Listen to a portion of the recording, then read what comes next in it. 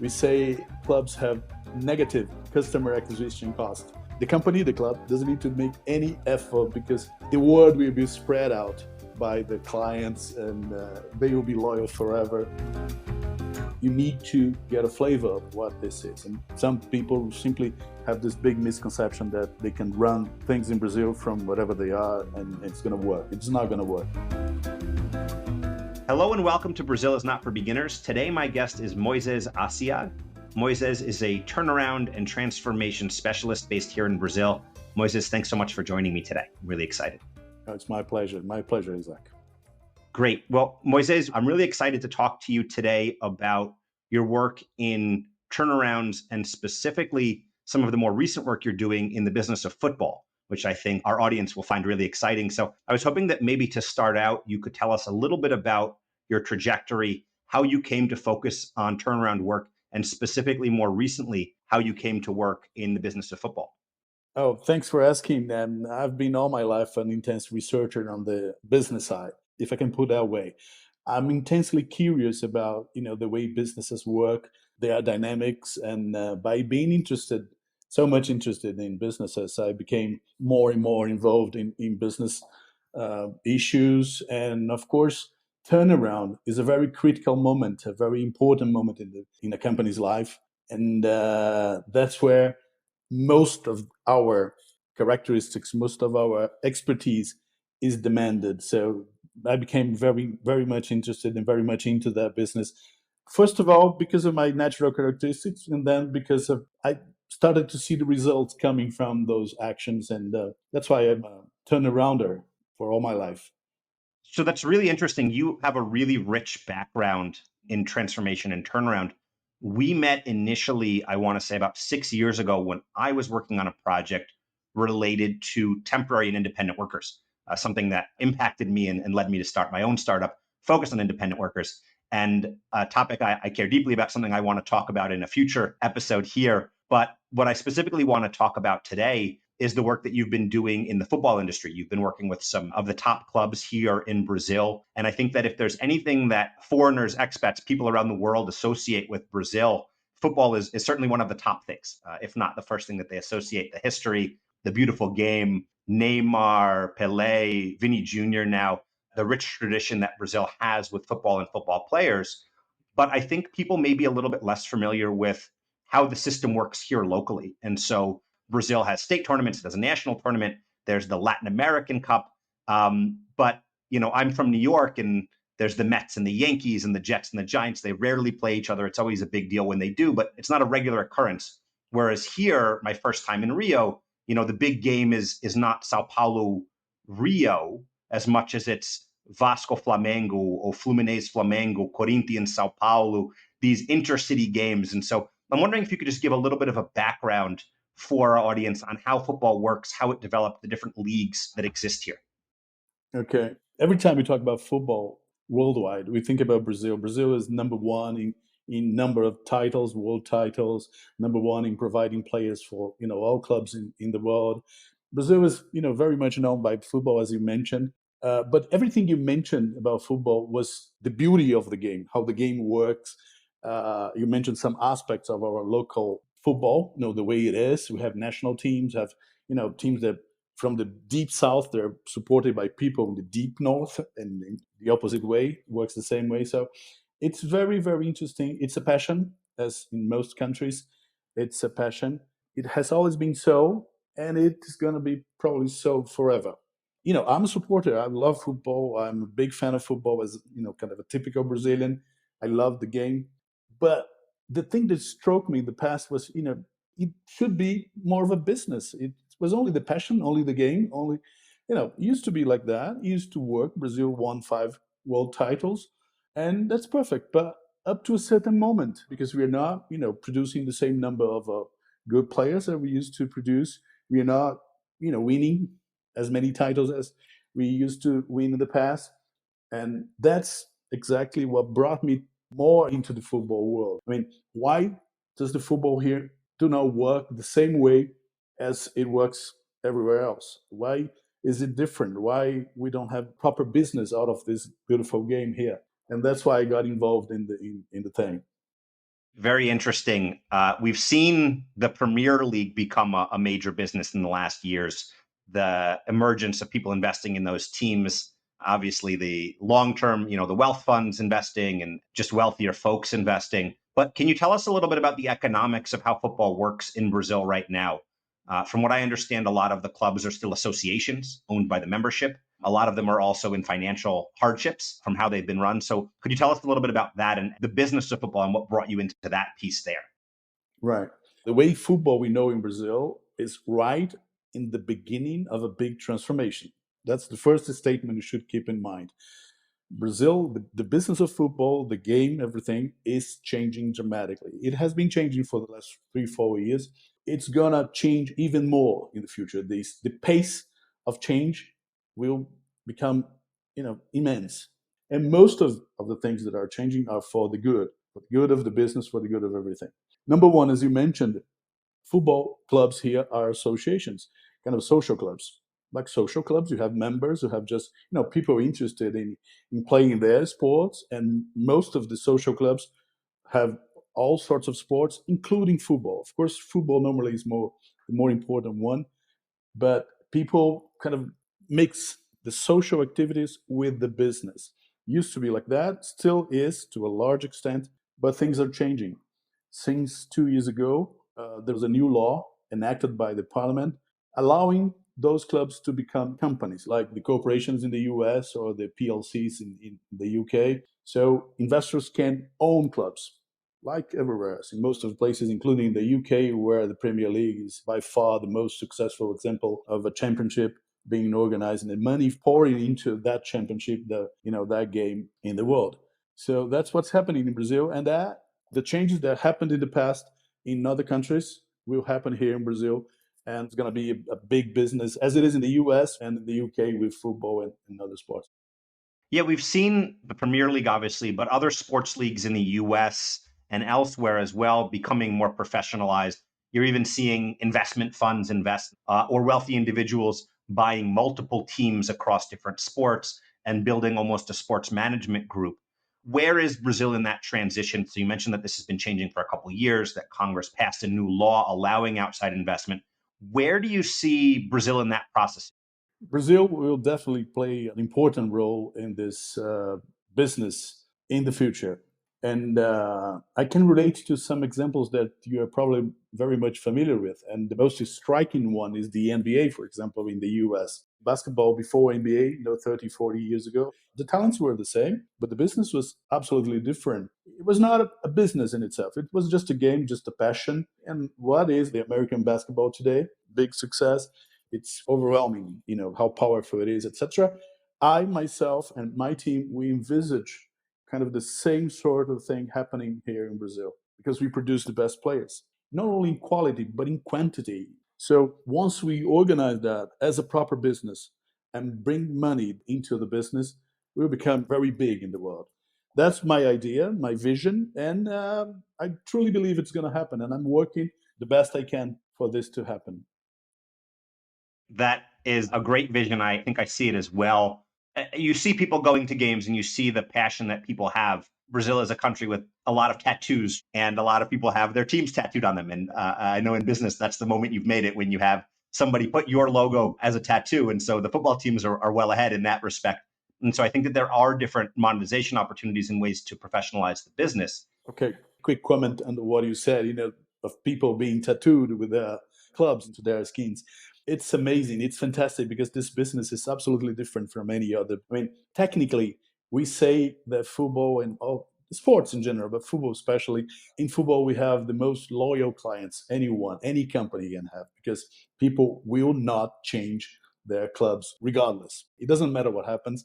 First division, last division, people will stay loyal to their clubs, and that's the dream for any company. But more than that, they become kind of ambassadors of the club, of the company. They keep propagating that for all their friends. If they have kids, they put effort to make their kids to support the same team that they support.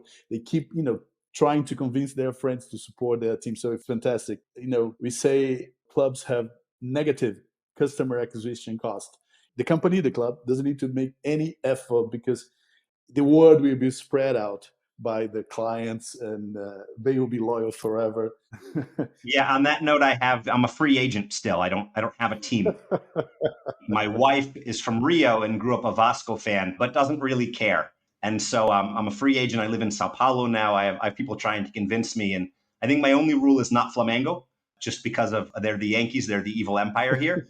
But I'm debating whether to pick a team and try to guide my son there, or let him pick a team and then I go with him to those games. So still undecided. I'm a free agent, but I do have a lot of different people lobbying me to be on their team. So I can definitely relate to that negative acquisition cost, because the team is certainly not reaching out to me, but all of the supporters are. Yeah, those people, they're trying to convince you. They are not being paid for the clubs. They do it by themselves. It's for free. It's unbelievable. Loved your definition of free agent. Appreciate it. So I am a sports fan. As I've mentioned before, I'm a big New York Jets fan, all gas, no break. Like any good fan, I have a lot of different ideas about how my team can improve, who should be traded, who should be played, what to do with the coach and the GM. But it's easy for me to sit on the couch and tell the people that are running the team, that are running a business, what they should do. And at the end of the day, I don't really know anything about how to actually run a team as a business. And I don't think most fans do. And so, can you tell us a little bit more about how these teams in Brazil specifically make money? I assume it's ticket sales, merchandise, advertising. There's probably some sort of TV rights deal with the main television station, maybe even overseas. And something new to me as a foreigner, or at least somebody that hasn't lived in Europe, where soccer, football is big, is this idea of a transfer window and making money by selling your players. So, how do the economics of a club work? What are the main sources of revenue? Maybe what are some of the main line items that we as fans don't understand, but we like to overlook? I'm sure I'm going to have some follow ups as we do this, but maybe you can start with just football economics 101. Okay. It's that simple as a business. There are basically three big revenue lines, that compose the overall big picture in terms of revenues for any club. Number one, the match day, the revenues that come from the ticketing. Number two, the broadcasting rights, as you mentioned, the TV rights, the media rights, all sorts of rights connected to the image and to the production of content that the club does or the league manages. And the sponsorship or commercial revenues, the way we call it. So these three lines make the bulk of the money of the clubs overall, right?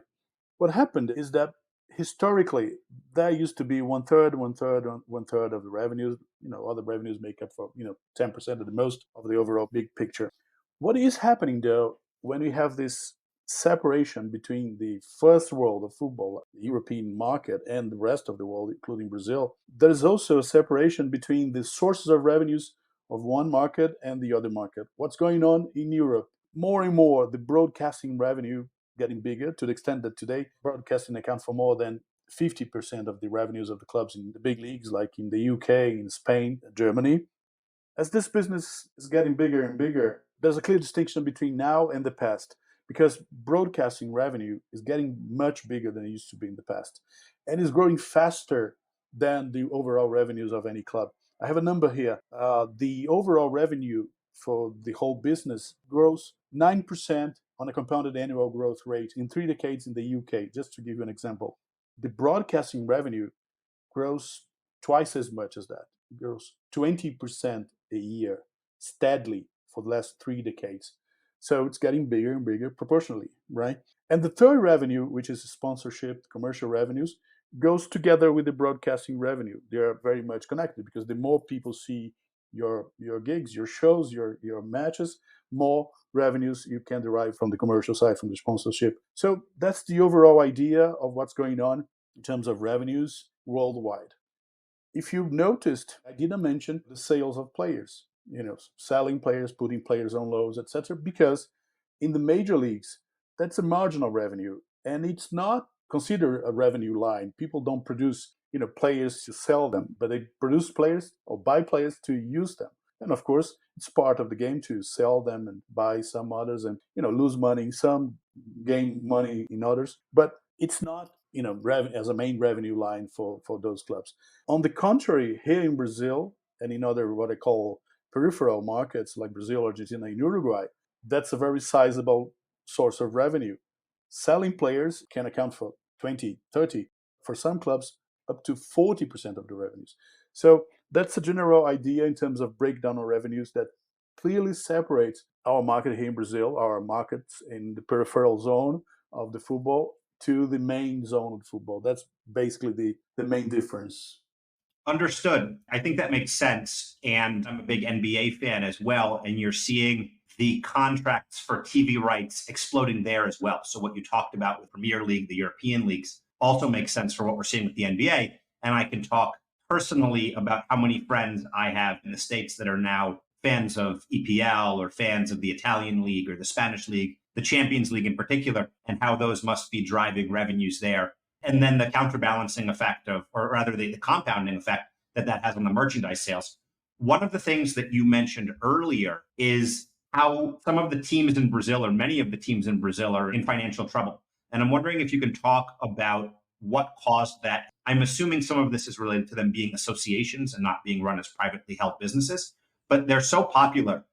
So I'm wondering, can you talk a little bit about why so many teams in Brazil are in poor financial health? Wow, it's basically two things, but one major factor is definitely the bad management. It's not clear if it's because of the association status of the clubs. People tend to see associations as something you do with your friends. You just run as if it was something of yours. It doesn't belong to the public overall. You don't have any accountability. You don't have to show your accounts to anyone, etc., etc. I don't know the historical reason, but the fact is that Brazilian clubs, by and large, they suffer from terrible management, actually. And after decades of bad management, that effect accumulates. And so most of the clubs today suffer from the debt burden, the financial debt, and that has consequences. So clubs cannot play well because they cannot buy good players because they're still suffering with the debt burden. So the good thing about the new legislation is that it separates the bad side from the good side. So the past, the debt, it goes to one side, and the new management or the new club, the new entity goes to the other side, free from that burden. And one interesting thing is that our success on the field, because we produced so many good players, we won 5 World Cups. That success kind of disguised the bad situation overall of the clubs. So we were looking at the field and looking at the players, at the results, and say, "Wow, that's wonderful." But on the other hand, on the backstage, things were doing very badly, and I definitely think that those good results, they were blessing, but on the other hand, they helped to disguise those decades of bad management that led eventually to this bad situation that the clubs, Brazilian clubs, are. Yeah, I think those are really great points. And I want to get into what you talked about there with the new legislation. But you also brought up a really interesting point about how Brazil continues to produce so many good players. And I was talking with some friends, actually some colleagues last week, about how formative the World Cups were for them. And so my team is people that are in kind of their 40s and then people that are in their late 20s and early 30s. And so they were talking about a couple of them where the 94 World Cup was so formative for them. And then the other ones were saying, no, it was the 2002 World Cup, right? And so how those really played a role in them. And unfortunately, Brazil has not done as well in recent years, but continues to produce so many good players year after year that get bought up by the European leagues. And you probably don't have an answer because who knows, but what do you attribute some of that success in creating so many good players year after year after year? I can try to answer that question, but before I do that, I revert to you and ask you why the US produced so many wonderful basketball players. Can you tell me why? Well, for a long time, we were the only people playing it. So I think that also had to do with it. But I think it's the league and it's the passion that people have for it. So it's I don't have a good answer, but I think part of it is it's an easy game to play. All you need is a basketball, and so you can play it anywhere. There's a lot of parks in a lot of neighborhoods, so it's easy to pick up and play at schools as well. There's less infrastructure, so I think it's the ease of the game and the passion that people have for it.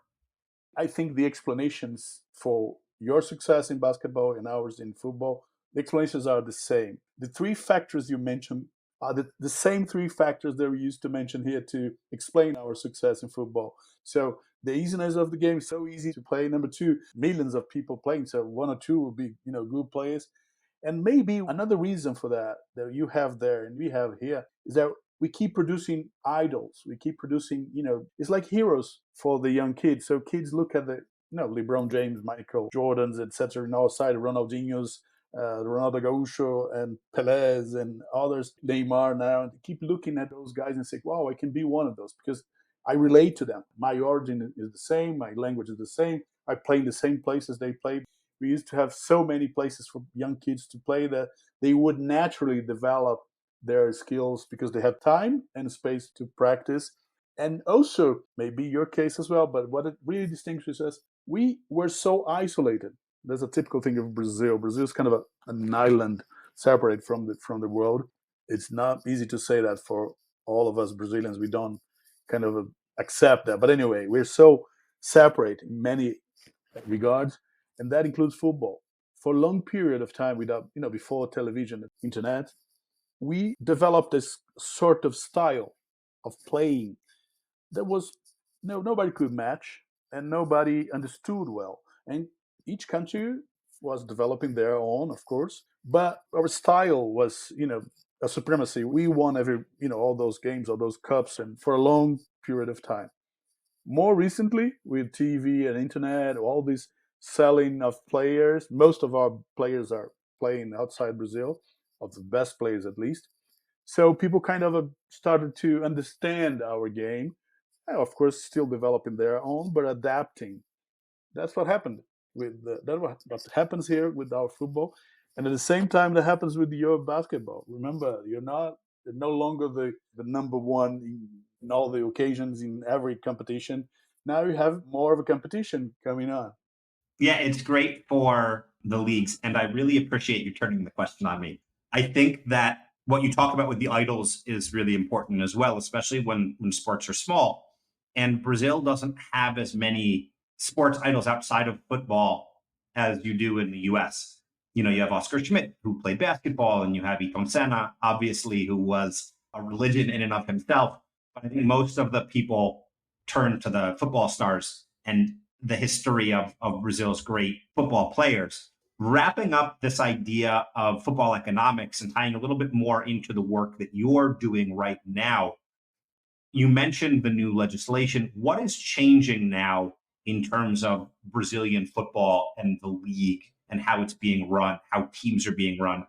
What are investors from abroad or locally seeing that will turn around the economics of these teams? Why is this a good investment for them? Is this about improving the game day experience and selling more at the stadium? I think about the Dallas Cowboys Stadium, Jerry's World, and what he did there to make it more family friendly, to increase revenue in that respect. Is it about bigger TV deals? Is it what you mentioned there about the debt? Can you talk a little bit about maybe some of the conversations that you have with investors locally and abroad about what's attracting them to Brazil specifically and how the economics are going to get turned around? Right. Brazil is living today a very interesting moment for the business of football. And myself being a fan of both, understanding businesses and football, playing and seeing, watching football. It's a very important moment for myself and my team because it's a kind of a unique opportunity. Many factors are acting at the same time on the same environment, and I'm sure that we'll jump from being one of the peripheral markets to being one of the main markets in football in very short time. What I think we have as Brazilians is a lack of ambition. In our clubs, we mentioned the source of revenues. It's there, selling players. It's 30%, one third of the revenues. The clubs were used to, they got accustomed to selling players. They're forming good players and selling players. That will eventually break that chain of value of informing good players in the future, as we mentioned before, because you won't have idols here. It's so common today to have young players being sold when they are 16, 17 years old. So we don't see them playing here. We see them playing out of the blue. They show up in a game with, wow, is this guy Brazilian? We never saw him playing here. All that to say that coming back to our role, to what we are dedicated these days, is to help to put together all these factors and give some sort of a structure to them to help clubs to develop to their potential, to their highest of their potential. We are here in Brazil dealing with what I call the first wave of investors. the most adventurous ones, the guys that realize there's an opportunity. They bought some of our clubs. They are still discovering what's going on, and this first wave came in search of the big opportunities, the easiest opportunities that they can see. Now we are starting to deal with the second wave, which are more seasoned investors, guys that understand better the business. They are used to have other clubs in the world. They're not coming here to test the waters. They know what to do, etc. But they need some more understanding of Brazil. So they come here with a list of questions. Do they have something? Okay, that's good. So they have their own standard, their own pattern of thinking, and they come here and look for those items in their checklist. And sometimes they find it, sometimes they don't find it. But what I see, and that's my job on a daily basis, to get them to go to the next step, to the next stage, and understand better. So we advise clubs to help them to get rid of that burden that I mentioned, that burden, and have to take advantage of this moment, of this new legislation that just is in force for the last 2 years. Why not to use creative solutions to foster that development even at a higher speed, to take advantage of the league factor? And as I mentioned, that league itself will help to multiply the business by 5 times at minimum. Being a traveler, we go everywhere in the world to try to watch a Brazilian football game. We cannot for some odd reason. So the league itself will help organize the game, to standardize it, to professionalize it. Those are the factors that will definitely play a part in transforming Brazil's football business and multiplying it by 5 times, 10 times. And our clubs, I talk to clubs every day, and they are kind of comfortable with the situation. I just need to play my game here to win my regional championship, my state championship, and sell players. That's not an ambition to have. That's simply repeating the past. Let's do it differently. Let's do it differently. So that's where we are, and our team. We are definitely focused on helping clubs and helping any agent of this big market to change this mindset. Just break that barrier and move towards the next level of this game. Do you see this happening with the international investors that are coming in already? Is there starting to become a separation in the clubs that are content to win their local championships and the clubs that are aspiring to win the national championship, win the Libertadores, and to stand out as maybe even national clubs? So Flamengo is the most popular club, and then Corinthians. But are you seeing other clubs that are trying to gain national appeal, gain international appeal by being more professionalized and trying to go after these new revenue streams and new professional business practices? I certainly do. I see it every day, every day. The only thing that most of people don't know exactly how to do it, but they will do it. And that in the end of the day, we don't know now who is going to win this race, who is going to be there at the end. Some traditional clubs will perish in the middle of the way because they will not make the transformation at the right speed, as well as newcomers, people you've never heard about, will thrive and will be the number one, the number two, the 20 seats in the Serie A here in Brazil, what I call the first class of Brazilian football. There are some names already there, but we don't know yet who is going to be there at the end. But the transformation will come, and will come very, very soon, faster than people think. I liked how you talked about the different waves of investors coming in, and the more adventurous people coming in, liking the idea of owning a team. And so they buy it. And now you're seeing that professional coming in, which has his playbook of how to buy a team built from their experience in the US or in Europe, and having to tropicalize that and understand Brazil. And so I'm curious, what are some of the things that people aren't understanding about Brazil that you're having to convey to them about this opportunity, about the way the league works, or misconceptions or assumptions that people have about different opportunities where maybe something won't move as quickly as they think it will, but there's another opportunity here that's more mature or more ripe? Right, right. You kind of touched in the very core of one of big misconception, lack of conception actually they have about Brazil, which is they tend to think that things will move forward very fast here. They will not, because there are some cultural aspects, some legislation aspects, some things that will make things move slower, but some other things move much faster. So I think the very first big misconception I see in those foreign investors is that, of course, they don't understand, the overall picture. Number two, what you mentioned. Okay, if people understand this thing is not correct, why don't we correct it immediately after? No, it's not the way it works. And here I make kind of a third separation between two types of investors. It's important to have that separation in mind. I always have it when I talk to investors. The Anglo-Saxon investors, typically, they are used to things happening much faster. So, they demand things happen faster. On the other hand, there are the other types of investors. We call them Europeans or Southern Europeans, just for the sake of my argument. But those guys are more used to bureaucracy. And Brazil, if you look at Brazil carefully, half of it is bureaucracy. We are paper people. We demand people produce paper, even to prove that they exist. That's half of Brazil, the bureaucracy. And the other half is very much Anglo-Saxon type. Business-wise, normally here we work very fast. We adopt very quickly the new concepts and management. We are very into that thing. But those two together, they don't form kind of an animal that people would understand. They have to understand that we are half bureaucracy and half dynamism. That's what happens here, and that's usually the misconception. They don't understand the big role that the legislation, governments play here in Brazil. So most of the things have to go through the government. Just remember, those two games of the finals of the Brazil Cup. One of the clubs decided to raise the price of the ticket up to whatever 700 reais. It's a private decision.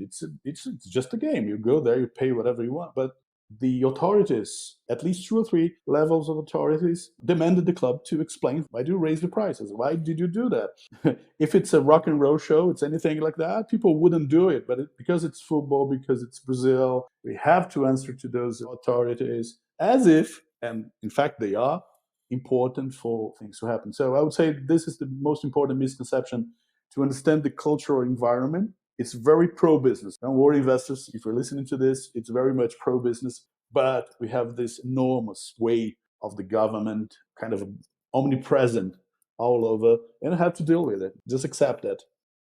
Yeah, two things you said there resonate. One is the idea of teams almost as a public good, and the fact that it is a business, but it's something more than a business sometimes. And you see this in the US when teams move cities or choose to build stadiums should the public give.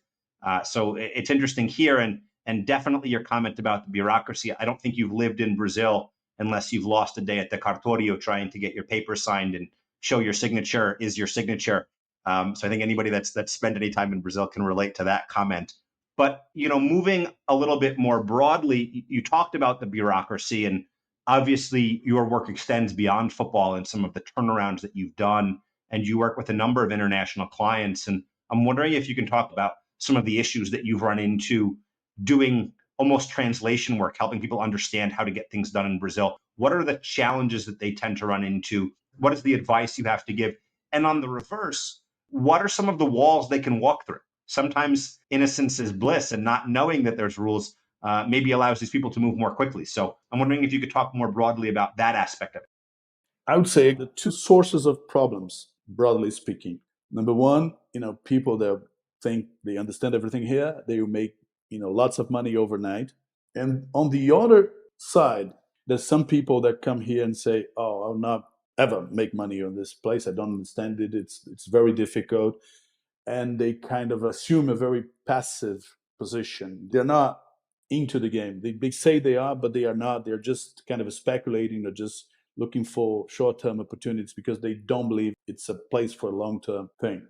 And putting those two together, I would say that my only advice or my big advice for those people is that you have to bet on Brazil, but you have to understand what this country is. You don't need to be, to go under a graduate on Brazilian culture, nothing.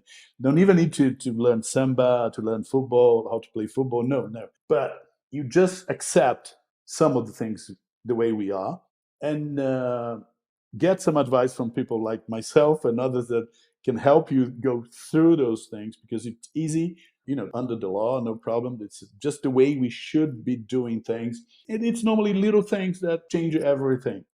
We've seen it. You just staying on the football realm. We've seen it. Some of those big investors that came to Brazil kind of started one way and said, okay, it's not going to work here. Let's change the way. And it's working now. They're making money. They are having a big success in their fields. So I would say, just understand the country a little bit. I used to have a boss, an Argentinian boss.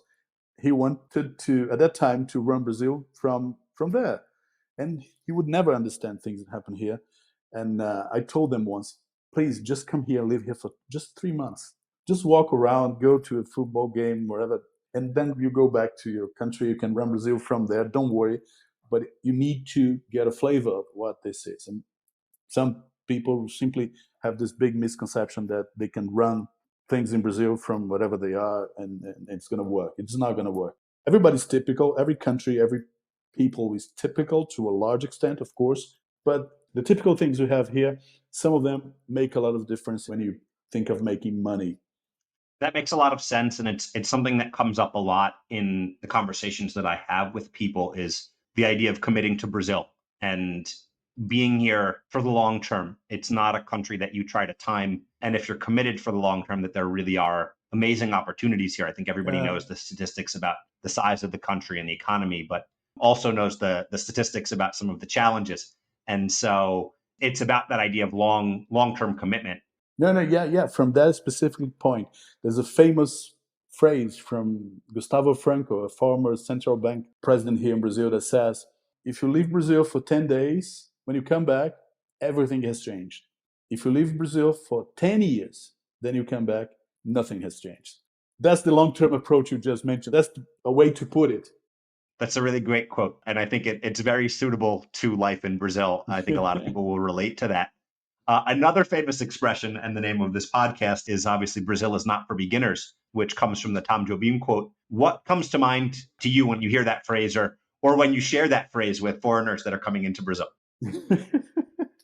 This phrase kind of summarizes everything that I said so far.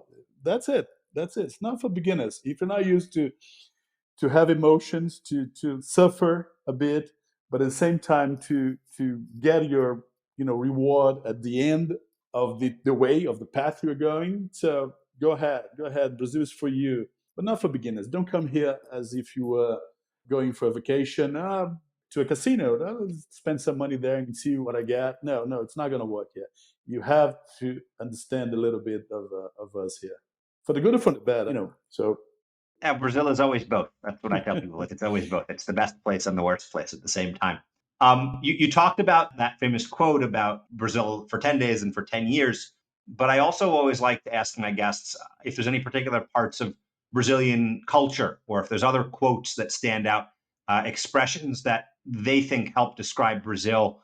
One of the things that's come up recently, the kind of sense of interpersonal space. So my wife just gave birth. And, even beforehand with her belly, a pregnant woman's stomach doesn't belong to her. It belongs to the community. And I know that now with our baby as well, it's going to be the same thing. We're going to go out on the street. We're going to go to the supermarket. Everybody's going to come up and touch it. Everybody's going to give us advice because it doesn't belong to us. It belongs to the community. And so I'm wondering if there's anything that stands out for you in kind of a similar vein.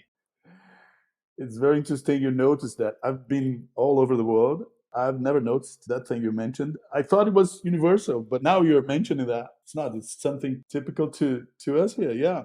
Here, my kid doesn't belong to me, belong to the community. Good.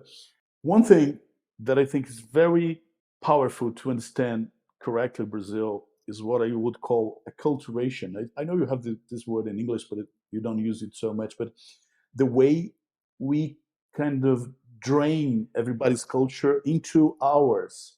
I'll give an example. I was once visiting a friend, an American friend in North Carolina, and I was, for a week there, and I was only seeing one type of person, one specific type of person. I was not seeing the immigrants. I was not seeing other types of persons. And I asked him, why not? He said, oh, no, because the other people live over there. The other people live over there. Kind of they don't mix together to a large extent. Brazil is the opposite. Brazil, everything kind of mixes together. And that's what I call the acculturation thing. And one very strong example of that is grandchildren don't speak their grandparents' language anymore. It doesn't matter where they came from because they are absorbed by the culture, the local culture, including the language. What I mean by that, this acculturation thing is very powerful here. Kind of everybody gets sucked into this only one culture, and this thing permeates the whole country. It's interesting. Everybody, everywhere you go, after 3 minutes of conversation, this guy is Brazilian. You may be in Siberia. When you talk to a guy, okay, you are Brazilian. I know. I can tell you are Brazilian. Because the same sort of feeling, the same sort of, I don't know how to assess this, if it's positive or negative, but it works both ways, actually. We grew up in the States always hearing about the US as a melting pot. And I think that coming to Brazil, you see it maybe even more strikingly, the size of the immigrant populations. The fun fact I always like to repeat to people is Sao Paulo has the largest population of Japanese people outside of Japan. I think Sao Paulo might also have, don't quote me on this, but I want to say Sao Paulo has the largest number of people of Italian descent of any city other than Rome. The Lebanese populations, obviously the Afro-Brazilians, and what you talked about, that permeation of culture as well, is really interesting. The spiritualism, and obviously this is not the point of this podcast, maybe we'll talk about it in another one, but the role of spiritualism, of candomblé and some of these other Afro-Brazilian religions, and how people of all walks of life use them, not just people of Afro-Brazilian descent, but the way that that's permeated the population. So I really like that description you gave of how Brazil absorbs different cultures and people pick and choose what they like and make their own from that on an individual basis. And it really does lead to a melting pot. So Moises, thank you so much for joining us today. This was a lot of fun. I really appreciate you giving us this time and sharing your insights about football and business in general. If people want to reach you, how should they do that? Okay. They can reach me on my LinkedIn profile, which is Moises Assayag. There's only one Moises Assayag so far, so it's going to be easy. Moises. Two S's. Assayag, Assayag. And on my company's website as well, which is Channel Associados, ISSOCIADOS.com.br. Wonderful. Please reach out. I'd love to talk to people that are interested in this subject. And thank God you exist, Isaac, because it's very important what you're doing. I mean, people need to have this understanding of Brazil. And as I mentioned to you before, it's not a question only of language. Even though we might be speaking English with this thick accent, etc., but people would not understand unless they have this background information that you are helping to spread out. Thank you, Isaac. Moises, thanks so much again. Have a great day. Thanks everyone for listening, and enjoy the rest of your day as well. Thanks again for joining us. This podcast was hosted by me, Isaac Matzner. It was produced by Amanda Villela and edited by Veronica Medina. You can find more episodes on Spotify and Apple Podcasts, as well as on our Substack page. We love feedback, so please feel free to reach out to us on social media or via email at Brazil4beginners@gmail.com.